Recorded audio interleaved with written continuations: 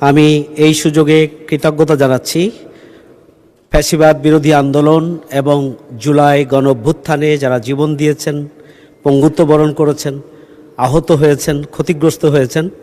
আল্লাহ রাব্বুল আলামিন যেন তাদের মর্যাদা দুনিয়া এবং আখিরাতে দান করেন। আমি তাদেরকে কৃতজ্ঞতার সাথে মর্যাদার সাথে স্মরণ করছি। মাননীয় স্পিকার, আমের রাজধানী চাঁপাইনবাবগঞ্জ 55 বছরে এখন পর্যন্ত চাঁপাইনবাবগঞ্জে কোনো ম্যাঙ্গো ইন্ডাস্ট্রি গড়ে ওঠে নাই। পাশাপাশি চাঁপাইনবাবগঞ্জ একটি উর্বর এলাকা, কৃষিভিত্তিক ইপিজেড গঠনেরও কোনো উদ্যোগ এখানে নেই।